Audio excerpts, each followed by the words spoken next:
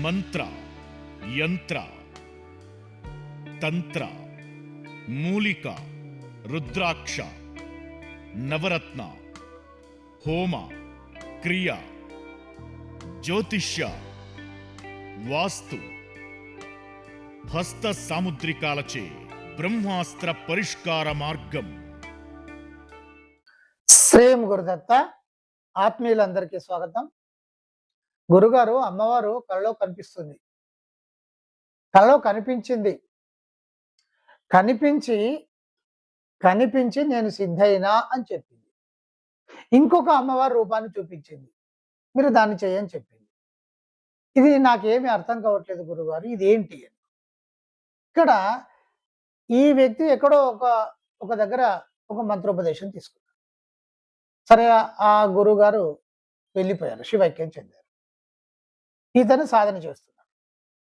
ఎప్పుడో 3 సంవత్సరాల కిందట, 3.5 సంవత్సరాల కిందట నాకు కాల్ చేశాడు. ఇప్పుడు గురుగారు ఇలా తీసుకున్నాను, ఇది కర్ణ మాతాంగి సంబంధించినటువంటి మంత్రము నేను తీసుకున్నాను, నేను సాధన చేస్తున్నాను, ఇప్పుడు నాకు ఏం చేయాలి గురుగారు అని. ఆ మంత్రం తీసుకున్న 3 నెలలకు చేశాడు. మీరు ఏం చేయాల్సినటువంటి అవసరం లేదు, మంత్రము సాధన చేయండి. అడిగాడు గురుగారు, మరి 41 రోజు అని మా గురుగారు చెప్పారు. మీ గురుగారు చెప్పారు 41 రోజు, మీకు 3 నెలలైంది, సిద్ధి కాలేదు. ఎందుకు కాలేదు? ఆ కాలం వేరు బిడ్డ. ఆ కాలంలో ప్రశాంతత ఎక్కువగా ఉంటే ఇన్ని లేవు. అక్కడ అప్పుడు కుటుంబం కూడా సపోర్ట్ చేసేది. ఏదో పని చేసుకునేవారు, బ్రతికేవారు. ఇంత ఖర్చులు ఉండేటివి కాదు. ఎవరికి వాళ్ళు ప్రశాంతంగా జీవించేటువంటి విధానం, దైవ సాధన ఎక్కువగా ఉండేది కనుక ఆ సాధనలో కాన్సన్ట్రేట్ ఎక్కువగా ఉండేది, సపోర్టింగ్ ఎక్కువగా ఉండేది కనుక మీరు చేయగలిగారు. ఆ కాలంలో చేయగలిగారు. ఆ కాలంలో చేసినటువంటి విధానాన్ని అందరికీ చెప్పడం మొదలుపెట్టారు. ఈ కాలంకి వచ్చేసరికి అంత కాన్సన్ట్రేట్ ఉండదు. ఫీజులు కట్టాలి, భార్యకు పిల్లలకు కావాల్సినవన్నీ మనం సమకూర్చాలి, ఇవన్నీ ఉంటాయి కదా. ఈ వీటిలో ఈ సాధనలు అనేటువంటివి చాలా కాలం తీసుకుంటాయి, చాలా సమయం తీసుకుంటాయి. మనసుని ఏకాగ్రతం చేయడం అనేది చాలా కష్టంతో కూడుకున్న విషయం. కానీ సాధన చేసుకుంటూ వెళ్తే జరుగుతుంది. నేను లోగడ ఒక వీడియోలో చెప్పాను కదా, లేట్ అయినా మీకు జపం చేసుకుంటూ వెళ్ళిపోయినప్పుడు మీ ఆలోచన ఇంకో వైపు వెళ్ళినా మీకు అది సాధ్యమవుతుంది. కాకపోతే చాలా టైం తీసుకుంటుంది. ఆ వ్యక్తి నాకు మధ్యలో కాల్ చేయడం మొదలుపెట్టాడు. ఒక 2-3 సార్లు చేశాడు. నేనేం చెప్పాను, మీరు మంత్రాన్ని వదలకండి, చేయండి, చేసుకుంటూ వెళ్ళిపోండి. సిద్ధ అవుతుందా లేదా అని మీకు అవసరం లేదు. అది మంత్రం తీసుకొని చేసుకుంటూ వెళ్ళిపోండి, ఏదో ఒక సమయంలో వస్తుంది. ఎందుకంటే దైవత్వానికి సంబంధించినటువంటి అంశం అది. ధనం కావాలనుకున్నప్పుడు ధనం పెరుగుతుందంటే సిద్ధ అవుతున్నట్టే లెక్క. కానీ ఇది అంతర్ముఖానికి సంబంధించినటువంటి అంశము, అమ్మవారు చెప్పేటువంటి అంశము, మరి చెవిలో చెప్పేటువంటి అంశం.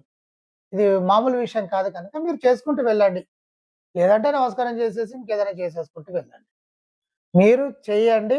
ఏదో అంటే ఏదో గత జన్మ ప్రభావం వలన, అదృష్టం వలన, గత జన్మలో మీరు సాధన చేసి ఉండడం వలనే ఆ దైవ విధానం మన దాకా వస్తుంది. మీ దాకా వచ్చింది కనుక మీరు దాన్ని వదిలిపెట్టొద్దు.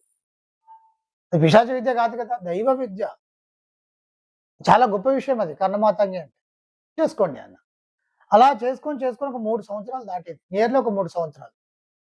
అంటే ఏం చెప్తున్నాడు అంటే, ఒక్కరోజు కూడా గురుగారు నేను ఆపలేదు. కనీసం అరగంట అయినా చేశాను. ఎక్కడికి వెళ్ళినా కూడా, ఎక్కడికైనా వెళ్తే ఒక అరగంట ఏదైనా టెంపుల్లోనో లేకపోతే ఇంట్లోనో ఏదైనా ప్రశాంతంగా రూమ్లో తలుపులు పెట్టుకున్నా, పడుకునే సమయంలోనో అయినా సరే నేను చదువుకున్నాను, అలా చదువుతూ ఉన్నాను. కానీ అమ్మవారు చాలా తేజస్సుతో కనిపించింది కలలో. అది ఉదయం వేళ. అలాంటి సందర్భాలలో ఒక మత్తు లాంటి నిద్ర ఆవహిస్తుంది. మనకు తెలియకుండానే విపరీతంగా నిద్రపోతాం. ఆ సందర్భంలో మీకు చెప్పడం జరుగుతుంది. సుషుప్తలోకి తీసుకెళ్తుంది. ఏం చెప్పింది అమ్మవారు? నేను నీకు సిద్ధైనా, చాలా స్పష్టంగా, నేను నీకు సిద్ధైనా, కానీ కొంత ఆటంకం జరుగుతుంది, అది మీరు దాన్ని తొలగించుకోండి. గురుగారు, ఏం తొలగించుకోవాలో ఏమిటో నాకు అర్థం కావట్లేదు గురుగారు. మరి అందుకే గురువు ఉండాలి. గురువు ఎందుకు ఉండాలి?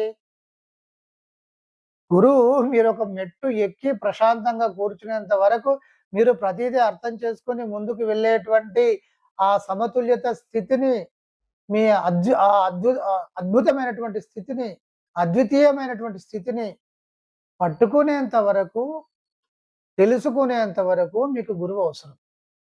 కొంతకాలం గురువు అవసరం. కొంతకంటే మీరు ఒక స్టెప్ ఎక్కిన తర్వాత, ఒక స్థితిని పొందిన తర్వాత మీరు ముందుకెళ్ళొచ్చింక.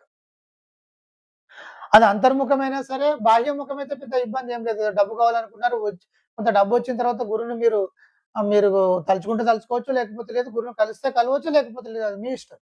మళ్ళెప్పుడు కలుస్తారో అలాంటి వాళ్ళు ఉంటారు చాలామంది. మళ్ళీ సమస్యలొచ్చినప్పుడు గురువుగారు అని పరిగెత్తుకొస్తుంటారు.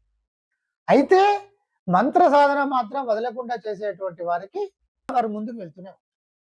ఇది గుర్తుపెట్టుకోవాల్సినటువంటి అంశం. కనుక ఇప్పుడు ఏం చేయాలి? ఏమి చేయాలి అనేటువంటి విషయము ఇక నుండి ఇది వీడియో ముఖంగా చెప్పదగినటువంటి విషయం కాదు. మీరు రండి అన్నారు. మీరు రండి, వచ్చిన తర్వాత చెప్పడం జరుగుతుంది. అంటే కొన్ని విషయాలు ఇలాగే ఉంటాయి బిడ్డ. కొన్ని రహస్య విధానాలు ఉంటాయి. వచ్చేసాడు, అమ్మవారు సిద్ధేనని చెప్పింది. ఒకటి రెండు చిన్న విషయాలు అడ్డంకి ఎదురవుతున్నాయి. వాటిని తొలగించాలి, లేదా తొలగించేటువంటి విధానాన్ని మనం చెప్పాలి. ముందుకెళ్ళిపోతాడు ఇంకా. అందరికీ బ్లెస్సింగ్స్. మంత్ర, యంత్ర, తంత్ర, మూలిక, రుద్రాక్ష, నవరత్న, హోమ, క్రియ, జ్యోతిష్య, వాస్తు, హస్త సాముద్రికాలచే బ్రహ్మాస్త్ర పరిష్కార మార్గం